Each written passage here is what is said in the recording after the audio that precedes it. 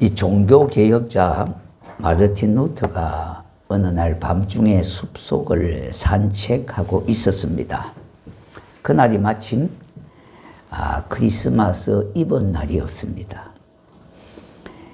루터는 평소에 어둡던 숲이 전등을 켜놓은 것처럼 빛나고 있는 것을 보고 깜짝 놀랐습니다. 그는 고개를 들어 하늘을 바라보았습니다. 눈이 소복하게 쌓인 전나무 숲 사이로 영롱한 달빛이 쏟아지고 있었습니다. 어둡던 숲에 빛의 향연이 벌어진 겁니다. 그는 여기서 중요한 사실을 깨닫게 됐습니다. 인간은 저 전나무와 같다는 겁니다.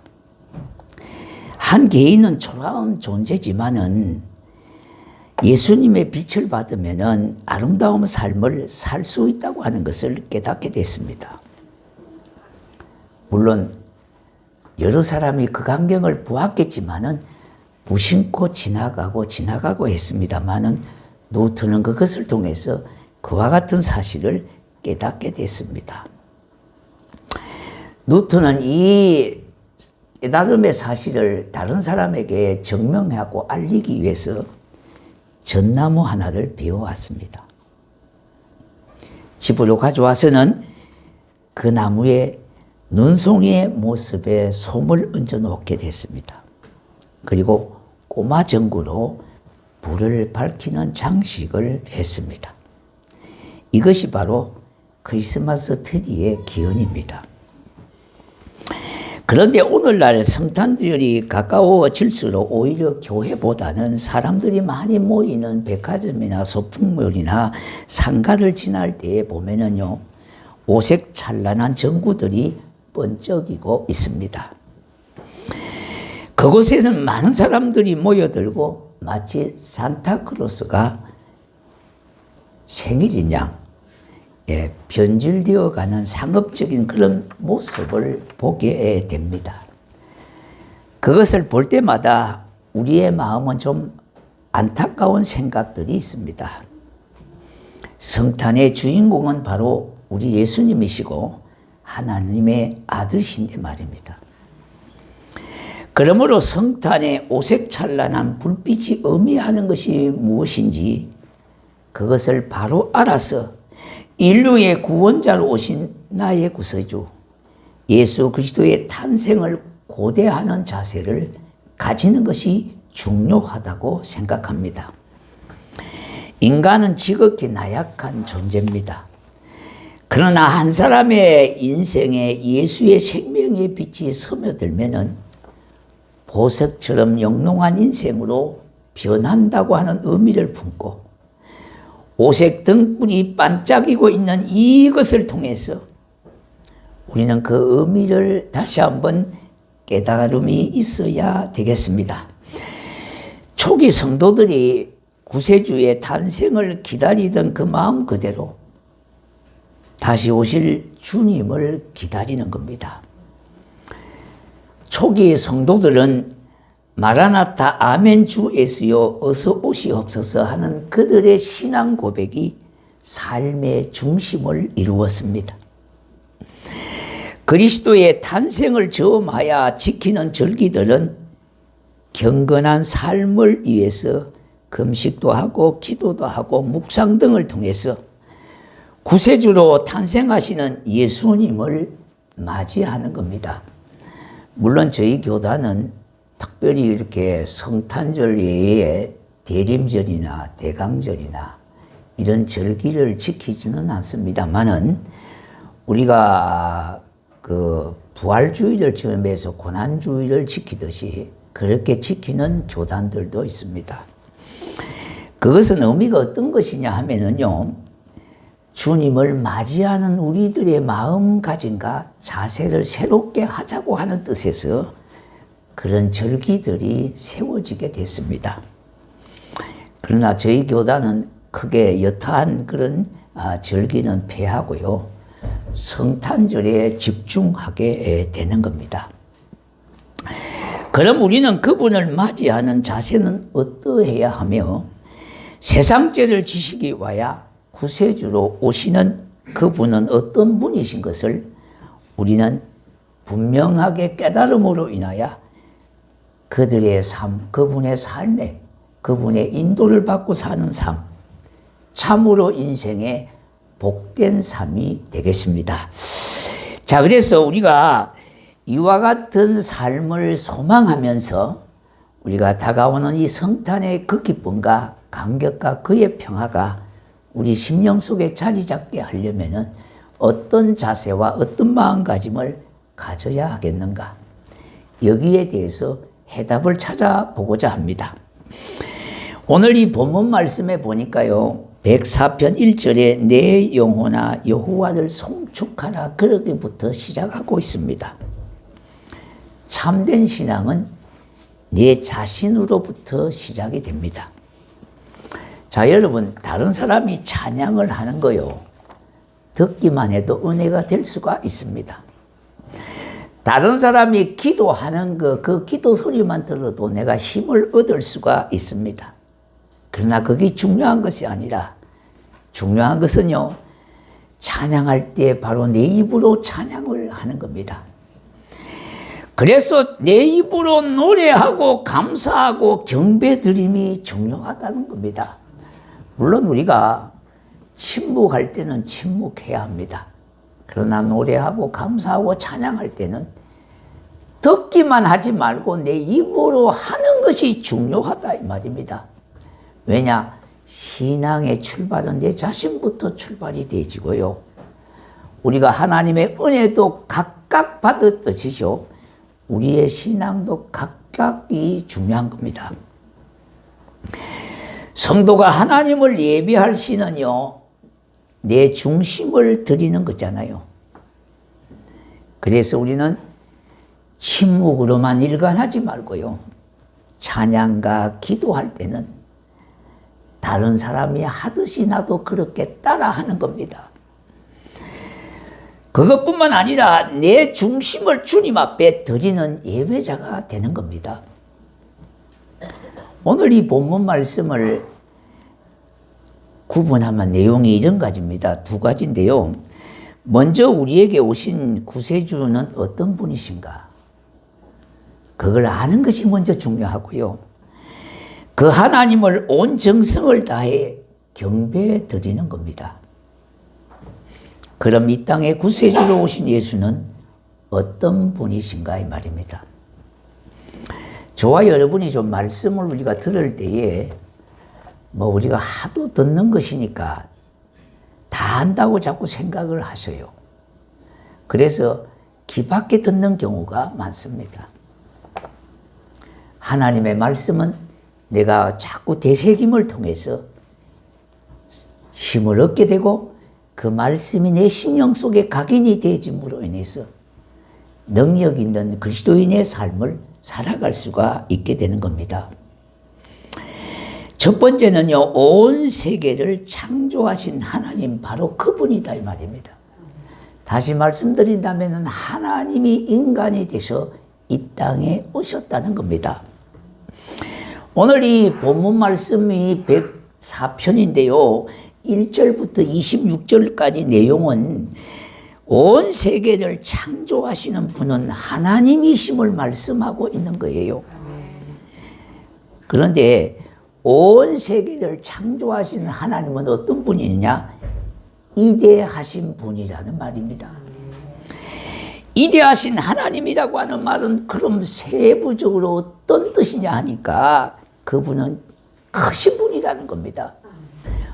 어느 정도 크느냐? 이 우주보다 더 크신 분이라는 겁니다. 능력이 무한하신 분이라는 거예요. 그것이 바로 아버지 하나님이라고 하는 뜻입니다. 시편 96편 4절과 6절, 여호와는 이대하시니 지극히 찬양할 것이요 모든 신들보다 경외할 것이며 만국의 모든 신들은 우상들이지만은 여호와께서는 하늘을 지으셨음이로다. 존귀와 위엄이 그의 앞에 있으며 능력과 아름다움이 그의 성소에 있도다 그랬습니다. 온 세계를 창조하신 하나님은 이 우주보다도 크고 능력이 많으신 분이라는 거예요. 그리고 하나님은 지혜가 강대하신 분이시며 또한 능력이 무한하신 분이라는 거예요. 그 하나님을 나의 하나님으로 고백하는 삶이 신앙이에요. 시편 95편 3절에 여호와는 크신 하나님이시요 모든 신들보다 크신 왕이시기 때문이로다. 아멘. 그렇게 말씀하고 있어요. 그 크신 하나님의 사랑은 정말 우리에게 표현할 수 없는 위대한 사랑을 베풀어 주셨습니다. 그 사랑이 나를 구원하신 하나님 아버지의 십자가의 사랑입니다. 로마서 5장 8절에 보니 우리가 아직 죄인되었을 때에 그리스도께서 우리를 위하여 죽으심으로 하나님께서 우리에 대한 자기의 사랑을 확정하셨느니라 했습니다. 저와 여러분을 위하여 이 사랑을 저와 여러분에게 이루시기 위하여 독생자 예수 그리스도께서 사람의 몸을 입고 이 땅에 오신 것이 바로 성탄의 날입니다. 그러므로 성탄의 주인공은 예수 그리스도 그분이십니다. 그럼 왜 하나님이 세상에 친히 찾아오셨을까요? 아담과 하와의 불순종으로 더럽혀진 인간의 심령을 십자가의 피로 새롭게 하시고 깨끗한 심령, 깨끗한 양심으로 새 창조하시기 위하여 이 땅에 오셨습니다.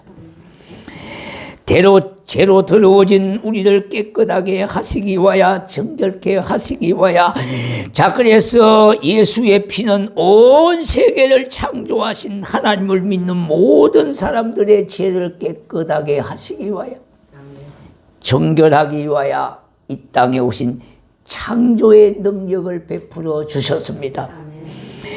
이 능력은 바로 보혈의 능력으로 인간의 죄를 정하게 하는 하나님의 능력이시기 때문입니다. 이 능력이야말로 인간을 구원하실 수 있으며 정결한 영을 가지게 하는 겁니다. 그 능력이 주의 보혈의 능력이 되는 겁니다. 두 번째는요, 온 세계를 주관하시는 하나님이시다. 오늘 이 본문 말씀에 보니까 27절에서 29절에 이것들은 다 주께서 때를 따라 먹을 것을 주시기를 바라나이다. 주께서 주신 적 그들이 받으며 주께서 손을 펴신 적 그들이 좋은 것으로 만족하다가 주께서 낯을 숨기신 적 그들이 떨고 주께서 그들의 호흡을 거스르신 적 그들은 죽어 먼지로 돌아가나이다 그랬습니다. 모든 생물은 하나님의 보살핌을 받았는데 지금도 받고 있다는 겁니다. 그리고 하나님은 모든 일들을 위하여 때를 정해 두신 겁니다. 그러므로 하나님은 자신이 창조한 온 세상의 만물들을 아무렇게나 두신 것이 아니라, 내버려 두신 것이 아니라, 그 하나님은 그들에게 필요한 만큼 일용할 양식을 주시는 좋으신 하나님이요 자상하신 아버지가 되시는 겁니다. 비록 공중나는 새 한 마리도 정확한 계획을 가지시고 돌보시는 하나님이시다는 거예요. 그리고 들에 흔하게 피어있는 들꽃이라도 우리 하나님이 옷을 입히시고 자라게 하시는 그분이 좋으신 우리 아버지 하나님이십니다. 마태복음 6장 25절과 26절요. 그러므로 내가 너희에게 이르노니 목숨을 위하여 무엇을 먹을까 무엇을 마실까 몸을 위하여 무엇을 입을까 염려하지 말라. 목숨이 음식보다 중하지 아니하며 몸이 의복보다 중하지 아니하냐. 하나님의 말씀을요 우리가 많이 듣는다고 중요한 것이 아니라 이 말씀을 믿음으로 우리가 받아들이고 고백할 때에 우리의 심령 속에 하나님의 말씀으로 가득 차게 되어지는 겁니다. 그래 그게 힘이 되고 그게 진정한 믿음이에요. 만일 그 하나님이 우리를 예면하신다면 우리는 두려운 일과 당황한 일로 만나게 될 겁니다. 그러므로 주님 떠나가시면 내 생명이 헛되이 돌아가는 겁니다. 시편 51편 10절과 11절 하나님이여 내 속에 정한 마음을 창조하시고 내 안에 정직한 영을 새롭게 하소서. 나를 주 앞에서 쫓아내지 마시고 주의 성령을 내게서 거두지 마소서. 그렇게 했습니다. 다윗은 이런 말씀을 알았습니다. 다른 것은 몰라도 주님은 나와 함께 하셔야 됩니다. 왜 그렇습니까? 몸을 입고 이 땅에 오신 예수님은 온 우주를 주관하신 분이기 때문에 그렇습니다.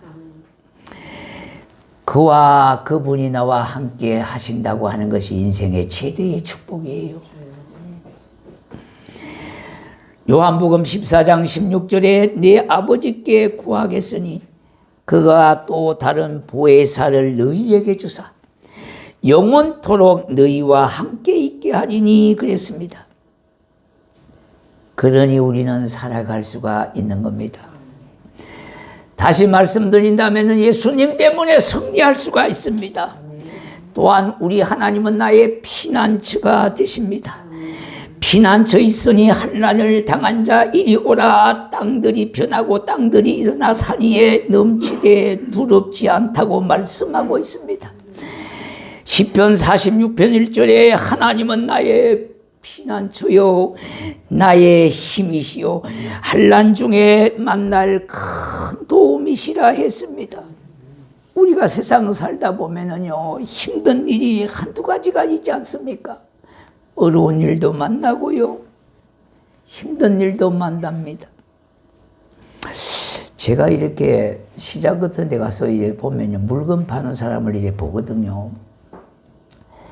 참 돈 벌기가 저렇게 힘들구나 하는 생각을 해요.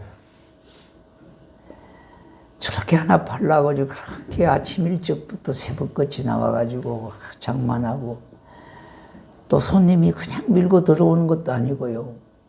그래서 우리 교인들도 살아가기에 참 힘들겠구나.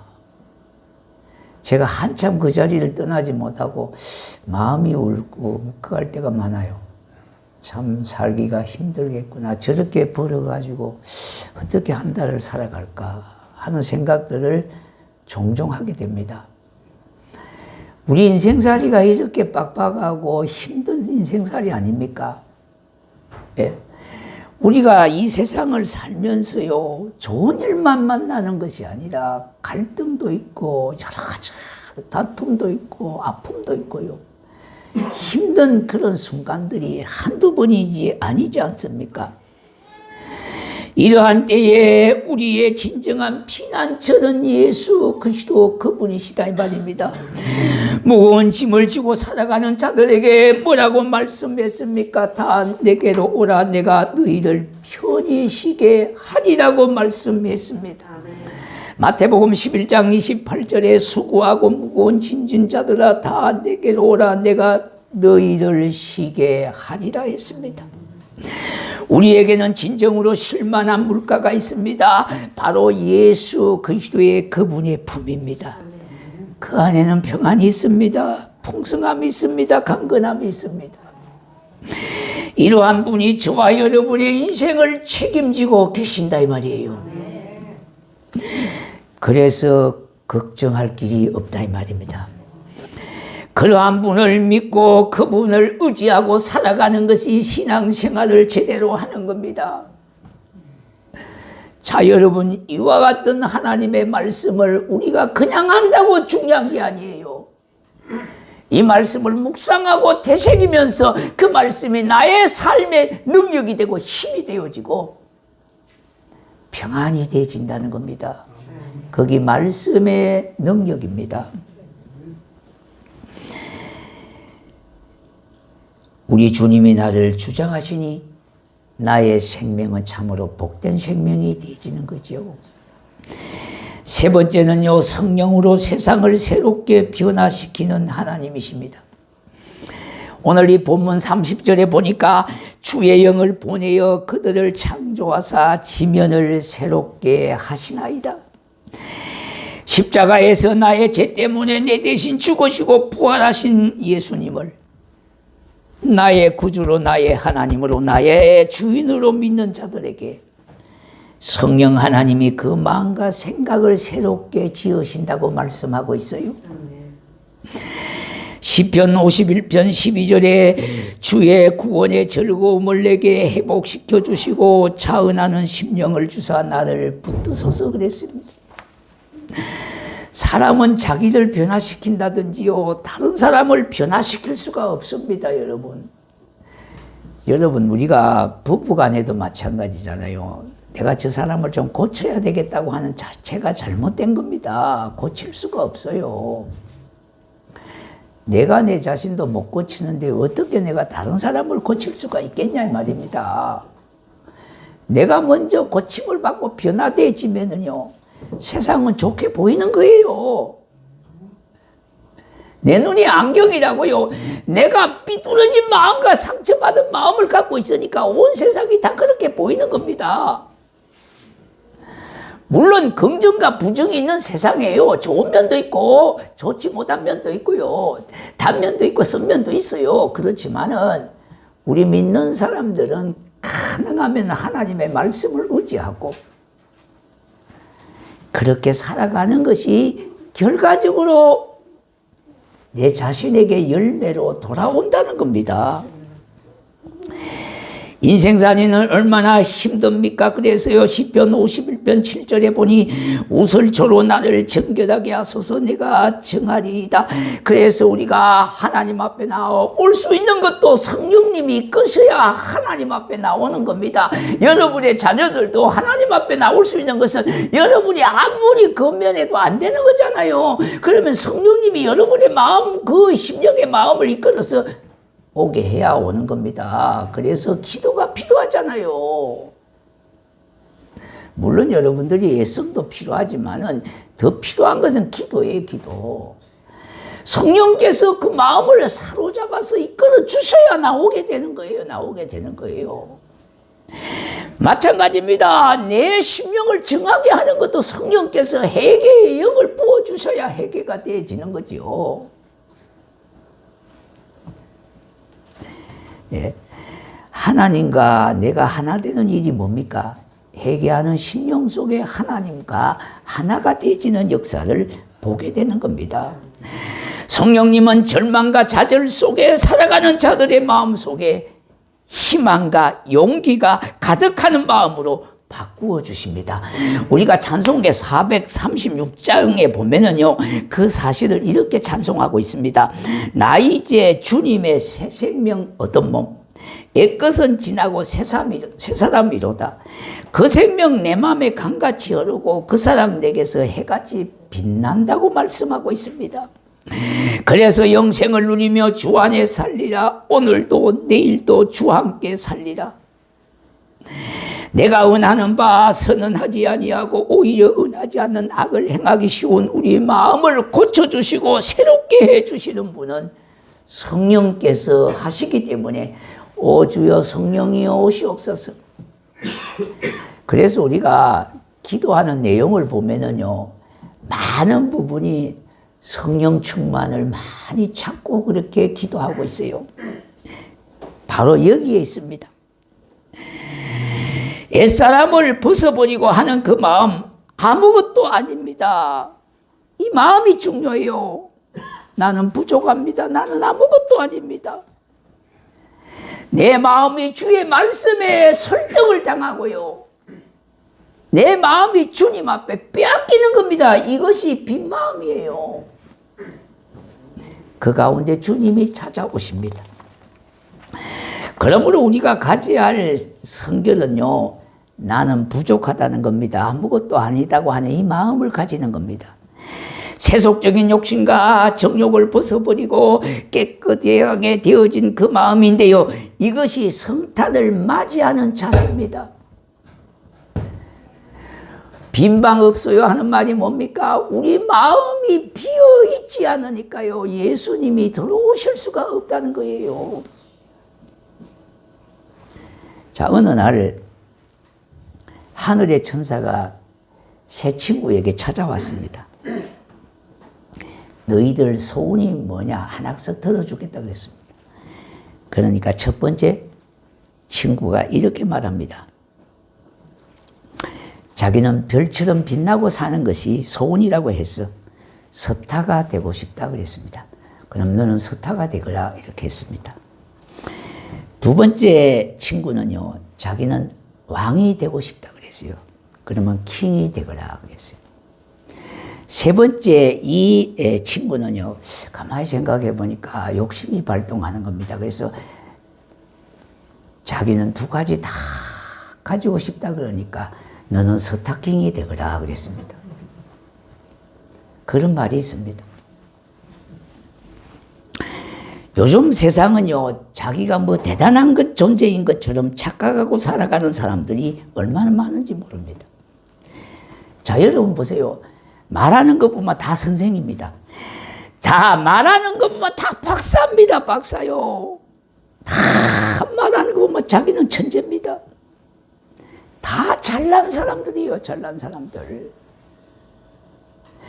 이와 같은 세상을 살아가면서요, 우리의 마음속에 욕심과 욕망으로 정욕으로 가득 찬 그 심령 속에 주님이 오실 수가 없다는 겁니다. 정말로 나는 부족합니다. 나는 아무것도 아닙니다. 마음을 비워놓으셔야 돼요. 비워놓으셔야 돼요. 그곳에 예수 그리스도께서 하나님의 아들로, 나의 인생의 주인으로, 나의 왕으로, 나의 아버지로 자리 잡게 되어지는 겁니다.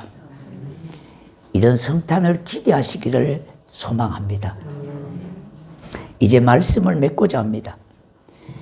우리에게 오신 하나님은 어떤 분이시라 그랬습니까? 온 세계를 창조하신 분이라 그랬습니다. 또한 우리에게 찾아오신 하나님은 어떤 분이십니까? 온 세계를 주관하시는 분이라고 그랬습니다.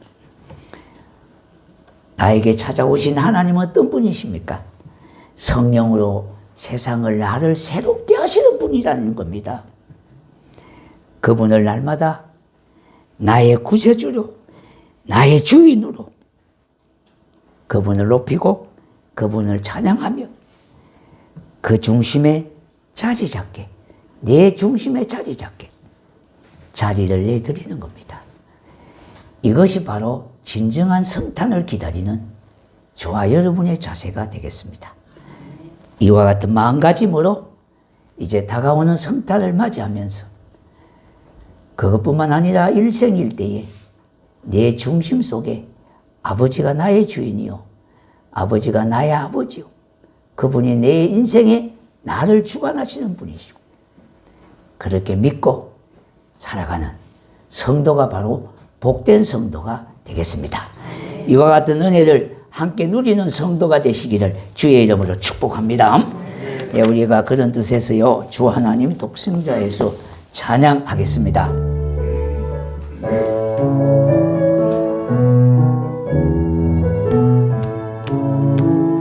주 하나님 독생자 예수 날 위하여 오시었네. 내 모든 죄 다 사하시고